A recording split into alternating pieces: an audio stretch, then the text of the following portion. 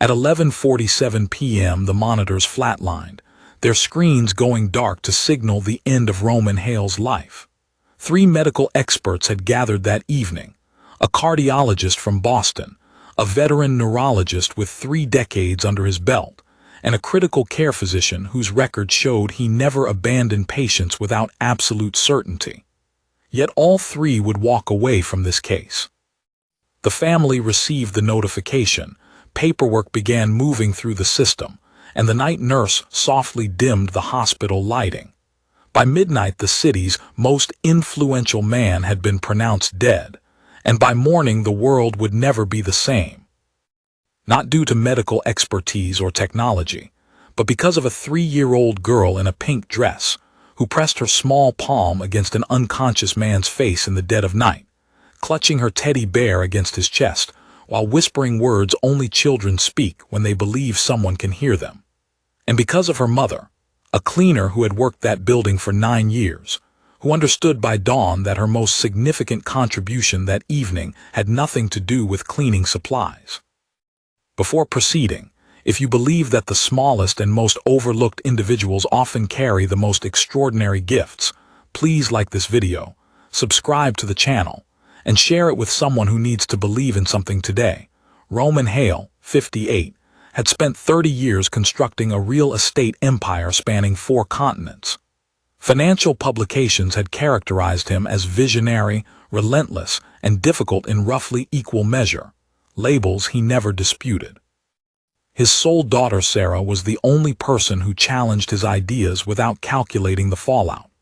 When he suffered a cardiac episode 11 days prior, his housekeeper recognized the emergency and responded with such speed that paramedics later credited it for his survival. She had completed first aid training the previous year but never mentioned it, considering it irrelevant to share. The initial week appeared manageable until complications arose, prompting the 3 specialists to convene in the corridor and deliver the grim diagnosis to Sarah. She listened without showing emotion, having learned from her father that hospitals assess facial expressions before parsing spoken words. Returning home at 2 a.m., she accepted a gentle invitation from night nurse Mernetta, whose name adorned the whiteboard alongside Sarah and Alyssa, to rest. But Mernetta was mistaken. Sarah needed more than sleep.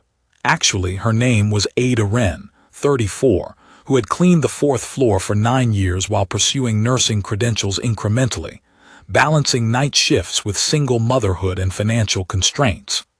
Her daughter Lily, 3 years old, inherited her dark eyes, yet possessed an entirely unique perspective on the world.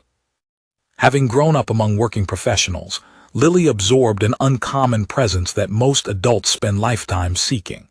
Aida brought Lily to night shifts when the family room remained available. Supervisor Marguerite, employed there for 21 years, understood precisely which situations demanded official recognition and which did not. After 2 a.m., Aida returned to discover Lily's portable cot empty. The door stood ajar. Moving swiftly through familiar corridors, she located Lily 3 rooms away. Roman Hale's door latch had been problematic for a week, listed for maintenance but untouched. Lily pushed it open with unwavering determination, the kind born from identifying a goal and refusing to be impeded by obstacles. She settled onto the bed, climbed up as she did everything, pressed her teddy bear against his chest, and rested her hand gently on his cheek. In the dimmed room, her touch seemed intentional. She spoke softly, in that unhurried, completely assured manner children use when conversing with stuffed animals while believing themselves alone. Aida could only catch the tone, not the words, a calm, untroubled assurance of a child addressing someone she felt present. Standing in the doorway, she should have entered immediately. She knew this, yet she lingered nearly a minute, trying to comprehend her hesitation. The nearest explanation emerged gradually. Something in that room felt inviolable, untouched by protocol or logic, sustained only by profound stillness, monitor rhythms, and soft illumination. A 3-year-old with a teddy bear whispering to an unconscious man felt entirely natural, entirely necessary, as if it were the most essential occurrence anywhere in the facility. Then the monitor shifted, not dramatically as in movies, but subtly, a rhythm changing course to something different, something appearing to seek connection. Ada entered without removing Lily. She settled into the chair beside the bed, covering her daughter's hand with her own, remaining for 2 hours. We pause here to acknowledge what had sustained Ada through that night.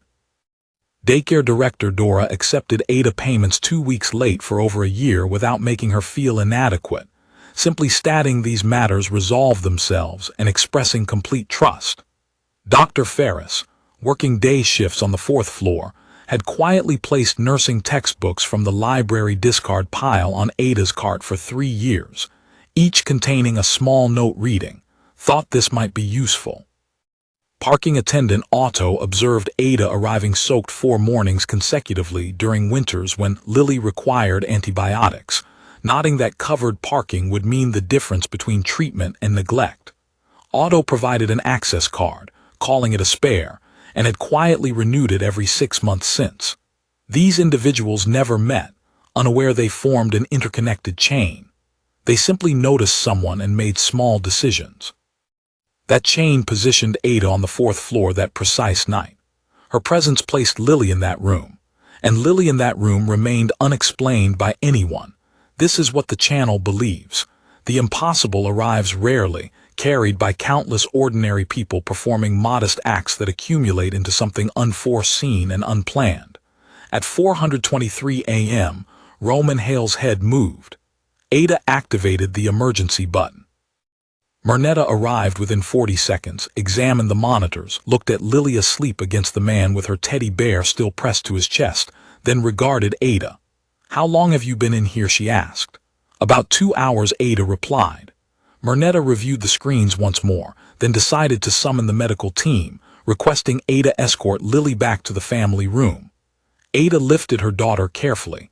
Lily made a soft sound, clutched the teddy bear tighter, and did not fully awaken.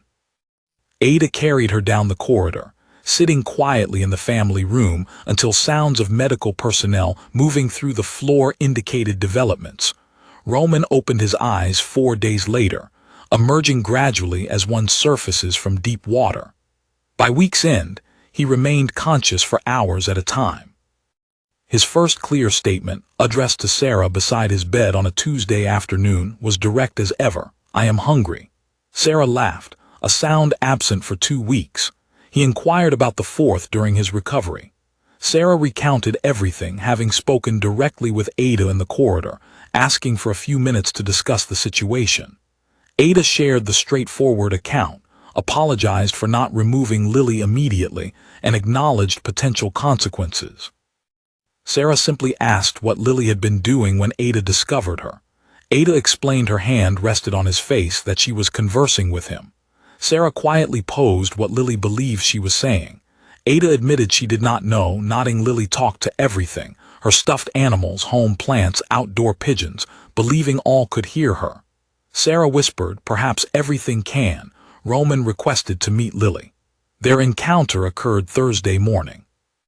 Lily arrived wearing her pink dress, teddy bear in hand, observing monitors, tubes, and medical equipment with complete indifference. She climbed onto the bed with the same determined purpose as before, pressed the teddy bear against his chest, and examined his face. "You look better," she stated simply. Roman Hale, who had not wept in front of another person in 20 years, glanced at the ceiling momentarily before declaring, "I feel better." Lily patted his cheek twice with her small hand, then surveyed the room and inquired if juice was available. It was.